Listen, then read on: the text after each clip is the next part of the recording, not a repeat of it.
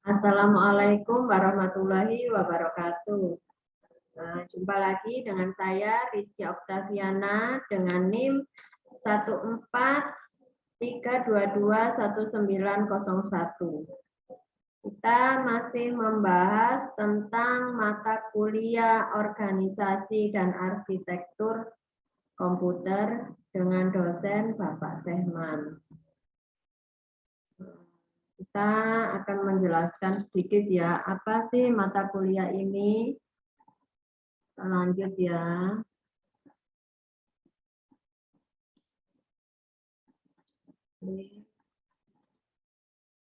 Nah, di sini ada beberapa penjelasan tentang satu.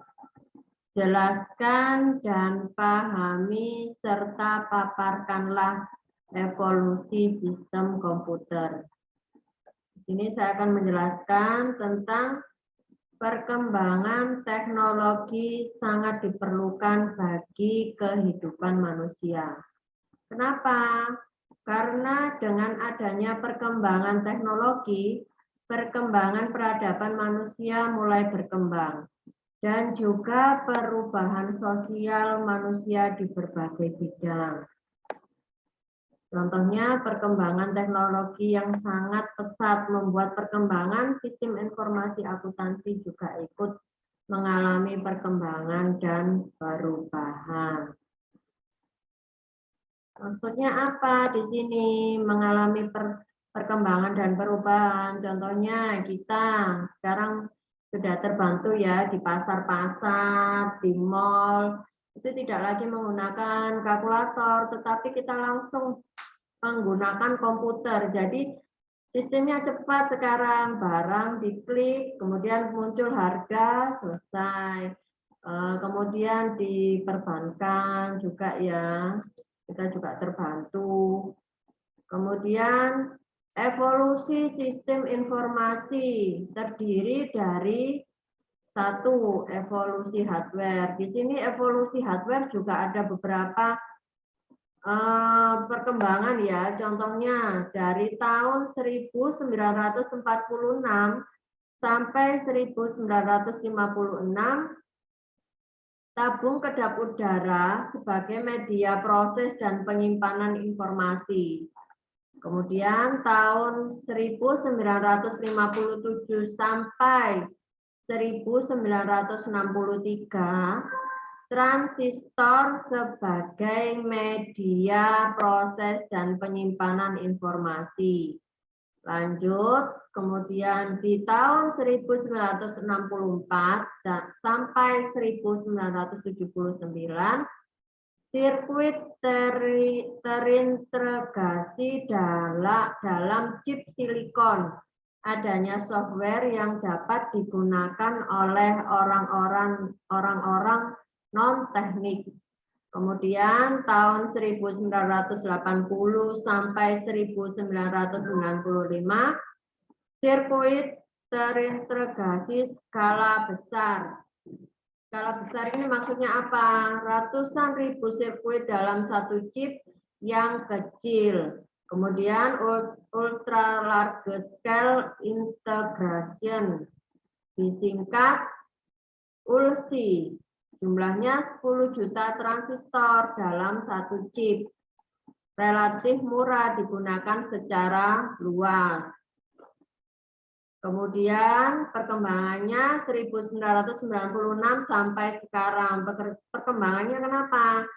Perkembangan sekarang lebih bagus ya, lebih berkembang sistem komputer sekarang. Kemudian sistem informasi sekarang kan lebih maju, lebih canggih ya.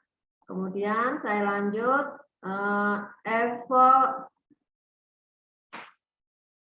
evolusi perilaku bisnis. Apa sih yang dimaksud dengan evolusi perilaku bisnis? Ini ya penjelasannya, perekonomian lama dan perekonomian baru atau digital. Perekonomian digital adalah perekonomian yang didasarkan pada teknologi digital, termasuk jaringan komunikasi, komputer, software, dan lain sebagainya. Kemudian evolusi software, inovasi teknologi. Inovasi teknologi itu menciptakan pasar diikuti tarikan pasar mendorong evolusi. Evolusi model sistem informasi akuntansi. Lanjut, saya akan menjelaskan evolusi model sistem informasi akuntansi. Itu contohnya dijelaskan di bawah ya, model proses manual. Apa sih model proses manual? Bentuk yang paling tua dan tradisional dari sistem akuntansi. Karena memang manual ya, jadi paling tua dan tradisional sistem akuntansinya. Membentuk peristiwa-peristiwa fisik, sumber daya personal yang menciptakan kebanyakan proses bisnis. Kemudian model flat file menjelaskan suatu lingkaran di mana file-file data individu tidak berkaitan dengan file-file lainnya. Pemakaian akhir mempunyai file data dan tidak menggunakan bersama pemakai lainnya. Itu penjelasan dari model flat file. Lanjut ke model sistem basis data. Penjelasannya menggambarkan pemusatkan data perusahaan ke dalam satu basis data bersama yang dibagi bersama dengan semua pengguna. Contohnya, akses ke sumber daya data dikendalikan melalui sistem manajemen basis data. Itu maksudnya apa sih manajemen basis data? Maksudnya adalah database management system, disingkat DBMS. DBMS itu apa? Kita jelaskan lagi di sini. DBMS adalah piranti lunak sistem khusus yang diprogram untuk mengetahui elemen data mana yang menggunakannya memiliki hak untuk mengaksesnya. Program dari pengguna akan mengirim permintaan data ke DBMS yang akan memvalidasi serta mengolorisasi akses ke basis data berdasarkan tingkat otentitas pengguna. Jika pengguna minta data yang tidak sesuai dengan hak aksesnya, permintaan itu ditolak. Jadi kalau tidak sesuai, maka akan ditolak oleh DBMS. Kemudian lanjut, model sistem area adalah kerangka kerja akuntansi untuk pemodelan resource atau sumber daya, event kegiatan, dan agen pelaku ya. Perusahaan yang sangat penting dan hubungannya diantaranya dari tempat penyimpanan ini, tampilan-tampilan memungkinkan penggunaan data transaksi secara fleksibel dan memungkinkan perkembangan sistem informasi akuntansi yang mendorong dan bukan menghambat integrasi. Kemudian lanjut model sistem ERP. ERP itu apa? Saya jelaskan ya, ERP adalah model sistem informasi yang memungkinkan perusahaan mengotomatiskan dan mengintegrasi berbagai proses bisnis. Utamanya selain itu berbagai hambatan fungsional tradisional dapat diatasi karena sistem ini memfasilitasi adanya data bersama di antara semua pengguna di perusahaan. Ya, dari sini sudah saya jelaskan ya, itu tadi tentang jelaskan dan pahami paparkan evolusi sistem komputer ya. Sekarang kita lanjut tentang penjelasan. Jelaskan maksud dari karakteristik komputer dari masing-masing generasi ya. Nomor 2 ini penjelasan tentang apa sih yang dimaksud dengan karakteristik komputer dari masing-masing generasi. Ini saya jelaskan ya, komputer itu dibagi dari beberapa generasi. Contohnya generasi pertama. Generasi pertama itu dari tahun berapa? Dari tahun 1940 sampai 1956. Penjelasannya ada di bawah. Contohnya, perangkat komputer yang pertama ternyata dikembangkan untuk desain pesawat dan peluru kendali. Di sini yang menggagas adalah Confucius. Itu siapa Confucius? Adalah seorang insinyur asal Jerman. Komputer generasi pertama menggunakan tabung hampa udara sebagai sirkuit dan drum magnetik untuk memori. Kemudian komputer generasi pertama ini sangat mahal dan besar karena memang masih pertama ya, jadi memang butuh biaya dan butuh masih mahal, jadi butuh segala sesuatunya masih diotak-atik agar mendapatkan yang terbaik. Tapi ya gitu, masih mahal hingga mengisi seluruh ruangan. ENIAC, komputer elektronik pertama di dunia. Bobotnya 30 ton, panjangnya 30 meter, dan tingginya 2,4 meter. Besar sekali ya. Namanya pertama adalah komputer pertama, generasi pertama namanya ENIAC komputer. Besarnya segini. Komputer generasi pertama mengandalkan mechanic language, level bahasa pemrograman yang paling rendah yang dimengerti komputer. Bahasa pemrograman ini hanya bisa menyelesaikan satu perhitungan setiap waktu serta butuh berhari-hari atau berminggu-minggu untuk menyetel perhitungan baru. Jadi masih sangat baru ya. Kemudian kita lanjut ke generasi kedua. Tadi generasi pertama ya, sekarang generasi kedua. Itu tahun 1956 sampai 1963. Diciptakan transistor pada generasi ini mengubah wajah komputer yang dikenal oleh generasi pertama. Jadi semakin generasi semakin diubah terus ya.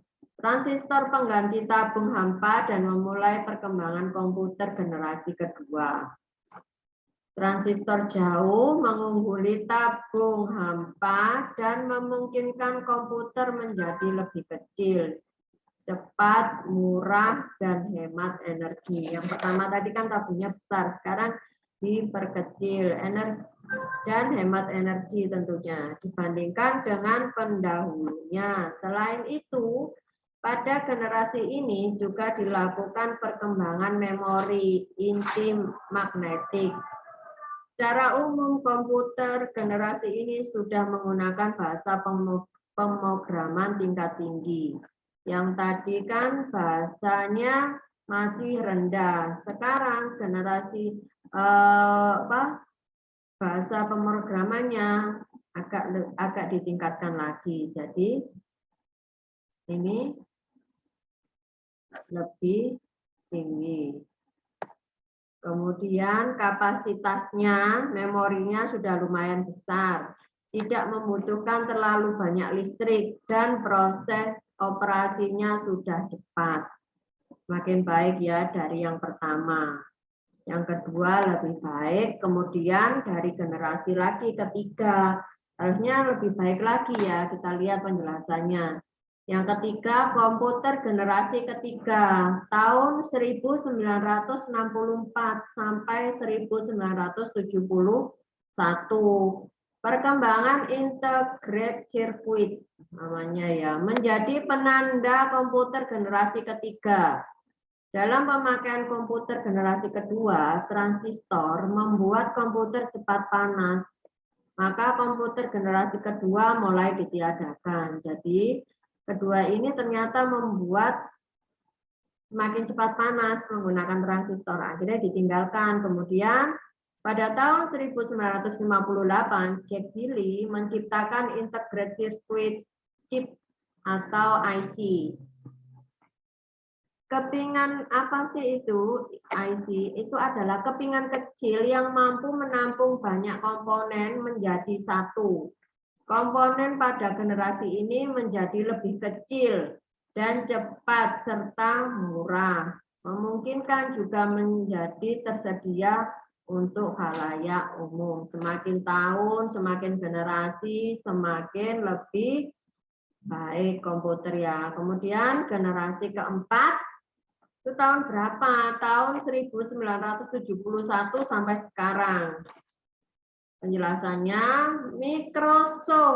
mikroprosesor menjadi terobosan dalam mendatangkan komputer generasi keempat dengan menyatukan ribuan IC ke dalam satu keping silikon. Komputer generasi pertama yang mengisi seluruh ruangan sekarang sudah memuat dalam genggaman manusia. Munculnya laptop yang sangat kecil, portable, dan dapat dibawa kemana-mana. Kita dimudahkan ya, tidak perlu lagi membawa komputer kemana-mana, tapi kita cukup membawa laptop, bisa ditaruh di tas, kemudian juga lebih ringkas ya. Kemudian seiring komputer kecil ini menguat, mereka dapat dihubungkan untuk membentuk jaringan yang pada akhirnya mengawali perkembangan internet. Jadi kita lebih dimudahkan ya dengan adanya itu. Kemudian komputer generasi kelima, sekarang dan masa depan apa? Apa tujuannya? Ini kok sampai dilakukan generasi kelima? Tujuannya komputer generasi kelima ini adalah kita gunakan ditandai dengan munculnya LSI atau Large Scale Integration yang merupakan pemadatan ribuan mikroprosesor ke dalam satu mikroprosesor. Komputer generasi ini ditandai juga dengan munculnya semikonduktor, komputer kuantum, dan pengguna nanoteknologi juga merubah besar-besaran wajah komputer yang kita kenal. Tujuannya apa? Tujuannya adalah mengembangkan komputer yang dapat merespons suara bahasa dan belajar secara sadar. Itu tadi ya penjelasan dari karakteristik komputer dari masing-masing generasi. Ada 5 generasi. Generasi pertama, kemudian generasi kedua, generasi ketiga, generasi keempat, sampai generasi sekarang sampai masa depan. Kita lanjut ke poin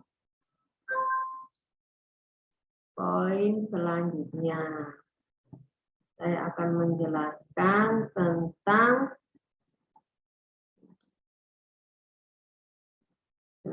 sebutkan dan jelaskan masing-masing dari peralatan teknisi komputer ya. Apa sih peralatan teknisi komputer itu? 1, obeng. Apa obeng itu? Yang namanya obeng wajib punya. Obeng untuk melepas baut, ada baut kasar, ada baut halus, karena jika di casing PC atau motherboard terdapat baut kasar dan baut halus. Baut kasar yang pakai obeng plus yang cocok alias sesuai. Demikian juga baut halus, saya sarankan obeng plus yang ada magnetnya ya. Jadi kita harus punya obeng. Kemudian toolbox. Apa sih toolbox itu? Adalah alat ini atau wadah ini cocok untuk tempat memori RAM, kuas pembersih debu, multimeter, solder, tenol, hard disk, test pen, atau komponen-komponen elektronik lainnya. Kemudian lanjut UTP kabel tester. Apa UTP kabel tester ini? Alat ini berfungsi untuk mengetes krimpingan kabel UTP yang terhubung dengan RJ45. Sudah benar-benar kencang atau belum? Sebab ketika sudah connect dengan HUB atau routernya, ketika di ping ada pesan destinasi host uncredible atau request timeout, maka perlu kita cek dulu apakah krimpingan udah benar atau belum. Untuk model cross dapat kita gunakan untuk hubungan antar PC atau laptop. Kalau model strike untuk hubungan PC ke hubungan atau laptop ke hub, kadang kita sempat senewan dan menyalakan LAN card PC. Ternyata krimpingan kabel kurang meyakinkan. Selain itu juga buat not krimpingan kabel dengan RJ11 pada telepon. Kemudian lanjut peralatannya itu apa? Buku atau manual book. Buku sebagai pedoman atau referensi di dalam memperbaiki PC yang rusak. Manual book dari motherboard sebagai panduan dari speed teknik komputer. Kalau Anda pernah merepair CPU, casing PC beserta motherboard di dalamnya, jangan asal cabut. Kenapa? Karena yang ada di dalamnya harus diperhatikan. Kabel harddisknya, kabel speakernya, motherboardnya, kabel USB-nya, kabel DVD, RW-nya, kabel powernya yang kuning atau hitam atau yang merah. Itu ada 3 kabel ya, kuning, hitam, merah. Kemudian kabel power yang kuning tegangan 12 volt, kemudian yang sedang 5 volt, hitam tegangan netral, alias not volt ya. Kemudian tes pen untuk ngetes monitor tabung atau monitor CRT. Hati-hati ngetes feedback.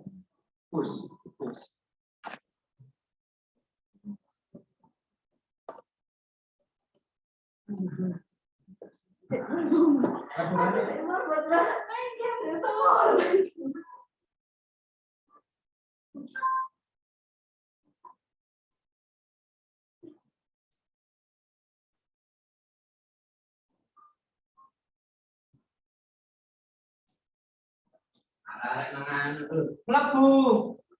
Nggih, handphone jenengan kesukaken. Ya di-post. Anu kok apa jenenge? Ngerekam Zoom lho, ngerekam. Ayo Mbak, sini. Ono jajan. Oh jajan lho. Tunggu Mbak nih. Nggih. Lah wonten niku ono Barengi sore ya sore jam 4:30, 4:30. Ambil. Apa sih? Apa sih? Itu mana? Mana? Apa sih? Ya. Ini ya.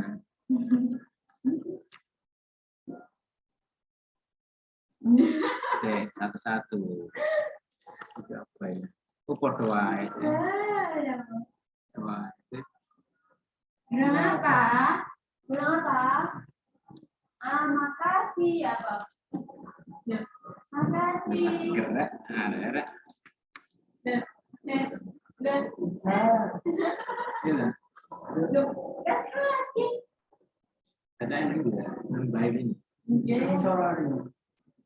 Masih musola, tatain masjid. Apalagi yo?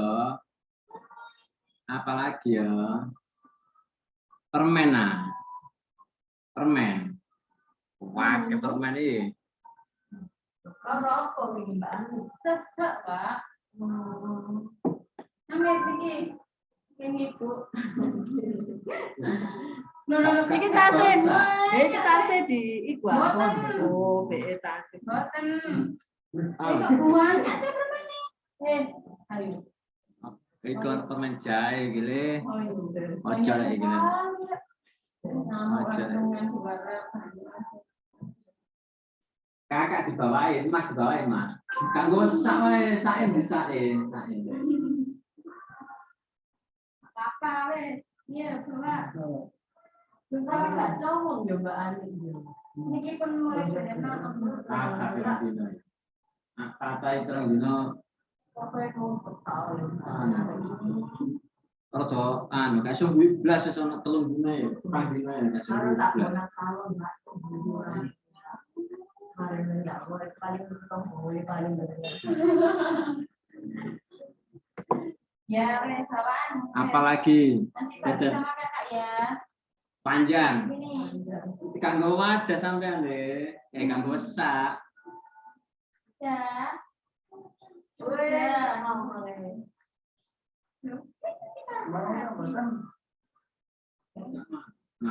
Mau jelas. Warna itu Mana? Ini dibawa dengan penting. Nah, terus dibawa ke mana? Bilang apa? Jangan biasa ini. Kaca pernah itu dulu. Kaca yang baru. Cari Biasa ini nyari. pun kali tadi jaga untuk tewonan. Tapi itu Mbak, sebenarnya senengane. Soalnya kan aku kan gak wani nang harga duwe ya. Nggih. Pak, entahnya temu di Pak, aku tak temu dia apa ya lah. Kau tak, kenapa rumah? Aku tuh nang harga juga lah. Aku boncengan, ya mesti. Tak mau apa untuk anak itu, Pak. Bahaya. Ini jajanan cilik tok ini. Udah. Yang terakhir nang hotel. Oh, Salim. Salim. Ini jajanan di. Oh, jajanan di. Salim itu ya. Salim dulu. Ini mau. Ya. Bilang apa? Ini nggak tahu. Loh, ada ribuan. Oh, dia nih kalau hewan-hewanan boleh KKN. KKN kan kelihatan.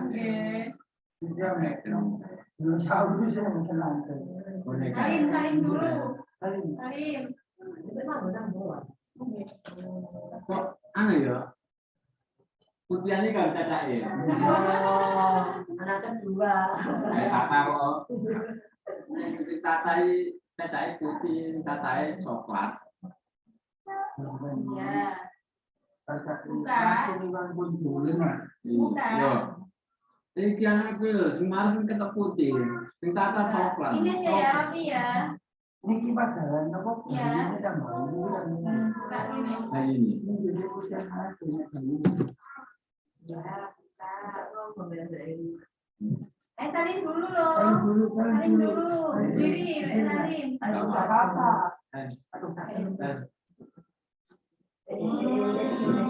Melakukan Oke, kami kan berteman nih.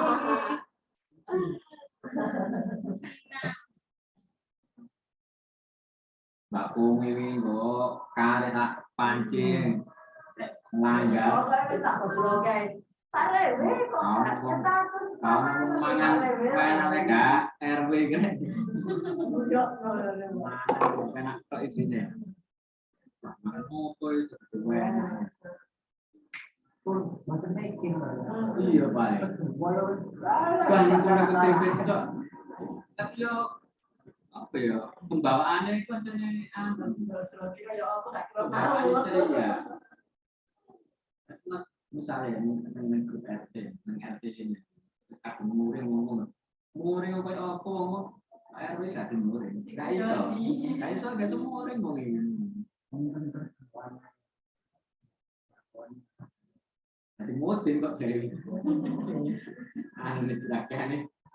Asli. Perkara jabatan buatan enak ngomong-ngomong. Tapi lagi. Tidak minta. Ini tadi ngomong mutin apa? Mutin ini kono tetes ternyata. Kenapa lo Pak Rewe nggak posting paling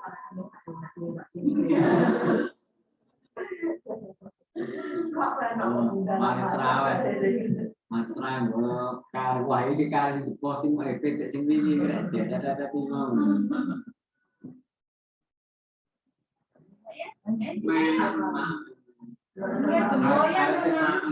Kurang ah. Itu loh apa yang belum? Ini belum ini. Itu.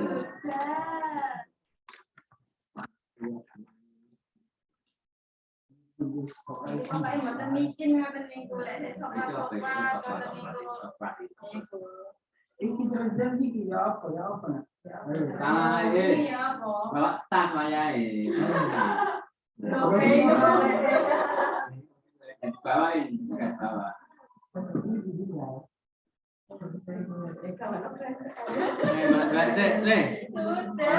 Kerasa kili. Karena di kabel ini dari sudah ya Bang. Sudah ya Bang. Mana ceritanya mau? Permainnya mana? Masukkan. Itu ambil. Apa yang belum? Ada yang belum, Mas? Ini masukkan. Oh, buahnya sekali ya. Ini lagi ya. Ini permennya. Masukkan. Ini dimakan. Ini dimasukkan dulu. Masukkan dulu. Masukkan. Masukkan situ. Ini ya. Ini masukkan. Itu boneka masukkan boneka ya. Boneka ini dimasukkan. Oke. Ini nggak dimasukkan. Oh banyak Rek. Bilang apa?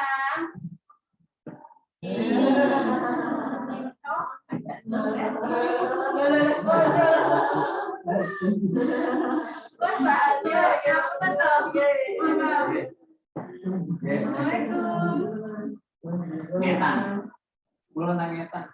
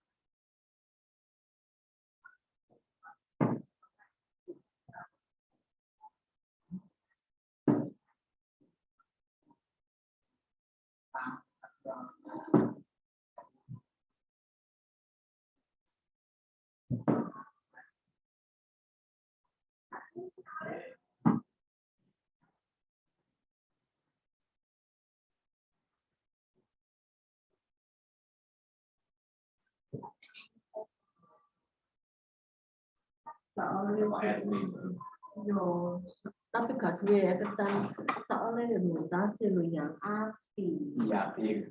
Tapi Kena kayak dulu yang kena ya. Ini kayak dulu kayak iya, maksudnya berani itu eleng. Berarti yang misalnya misalnya titik tapi eleng dulu ya. Makanya tak tahu nih teker. Mereka Tapi bawa tak anaknya kita sih. untung aku nanti. Oh,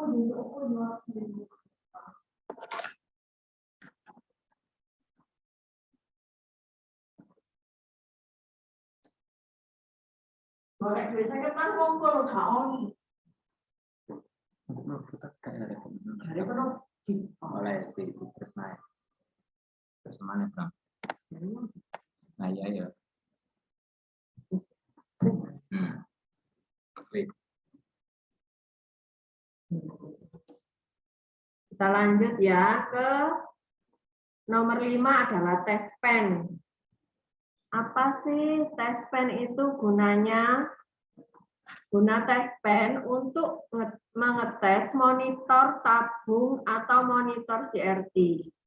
Hati-hati dalam penggunaan tes pen. Kenapa? Karena ngetes flyback monitor CRT karena tegangannya tinggi. Jadi kenapa harus hati-hati? Takutnya menyetrum ya. Atau ngetes power supply. Tapi sebelum ada kabel hijau dan abu-abu, kabel itu kita hubungkan singkat dulu. Lalu kabel power 220 volt kita colokkan ke jala-jala listrik PLN. Kalau kipas di power supply berputar, hampir dipastikan power supply tidak masalah. Jadi kita harus berhati-hati. Kalau tidak berhati-hati bisa tersetrum. Kemudian nomor 6, CD holder. CD holder, tempat ini sebagai wadah CD-ROM, CD drive, printer, atau portable live CD untuk keperluan reparasi. Lanjut ke tang shrimping. Apa sih gunanya? Alat ini untuk mengepres RJ45 yang dikaitkan pada ujung kabel UTP. Dan perhatikan model shrimpingan, cross atau stripe. Dan perlu diingatkan RJ45 adalah barang habis pakai. Kalau shrimpingan salah yang dipotong saja RJ45 yang sudah terlanjur dipres dengan tang shrimping, maka akan bahaya ya. Karena salah potong. Oh ya, selain RJ45 juga bisa untuk RJ11 pada kabel telepon. Itu tadi penjelasan tentang masing-masing peralatan teknisi komputer. Ada obeng, ada toolbox, kemudian ada UTP kabel tester, kemudian ada buku atau manual book, lanjut ke tes pen, kemudian CD holder, kemudian tang shrimping. Masih banyak yang lainnya, cuma saya menjelaskan ada 7 peralatan teknisi pada komputer. Kemudian saya lanjut lagi. Saya akan menjelaskan tentang sistem kerja pada sebuah proses komputer. Ya, sistem kerja pada sebuah proses komputer. Saya jelaskan, komputer adalah mesin yang dapat diprogram. Dua karakteristik utama dari sebuah komputer adalah ia menanggapi serangkaian instruksi tertentu dengan cara yang terdefinisi dengan baik. Dan ia dapat mengeksekusi daftar instruksi yang telah direkam sebelumnya. Sebuah komputer. Kemudian lanjut ke komputer awal dimaksudkan untuk digunakan hanya untuk perhitungan. Jadi yang pertama itu hanya digunakan untuk perhitungan saja. Contohnya ya kalkulator itu ya. Kemudian komputer modern memiliki kemampuan penyimpanan, mengolah dan memproses data secara konvensional. Komputer modern terdiri dari setidaknya satu elemen pemrosesan. Biasanya unit pemrosesan pusat atau disingkat dengan CPU dalam bentuk mikroprosesor. bersama dengan beberapa jenis memori komputer. Biasanya chip, memori, semikonduktor. Lanjut ke komputer menjalankan perintah secara berurutan dengan data yang terus-menerus berpindah dari input dan memori ke prosesor perangkat. Saat ini komputer melakukan pekerjaan yang dulunya rumit menjadi lebih sederhana ya.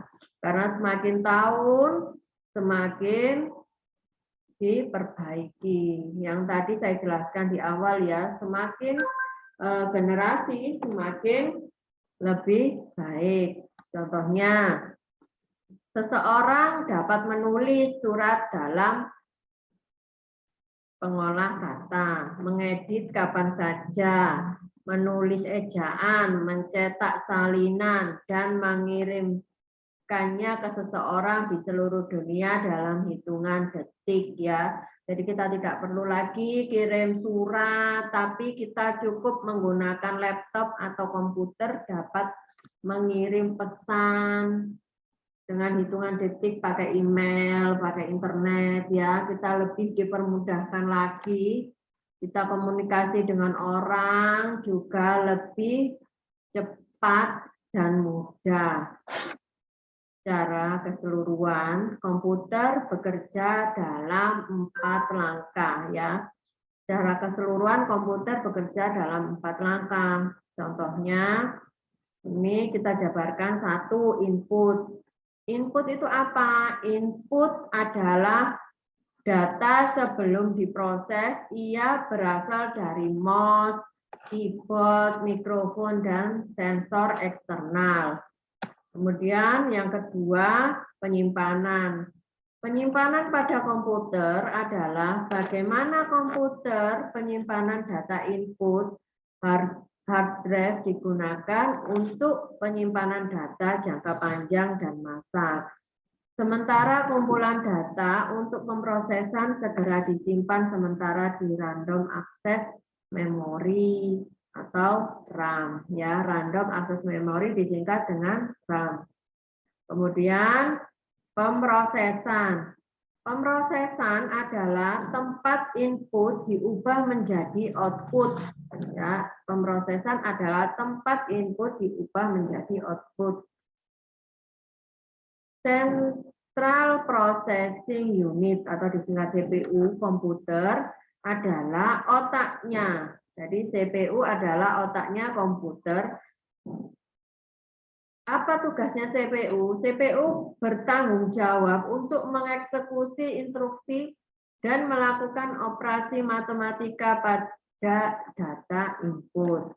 Lanjut ke output. Ada input, penyimpanan, pemrosesan, kemudian outputnya. Output adalah hasil akhir dari pengolah data itu. Bisa saja dari gambar, video, atau konten audio. Bahkan kata-kata yang diketik menggunakan keyboard.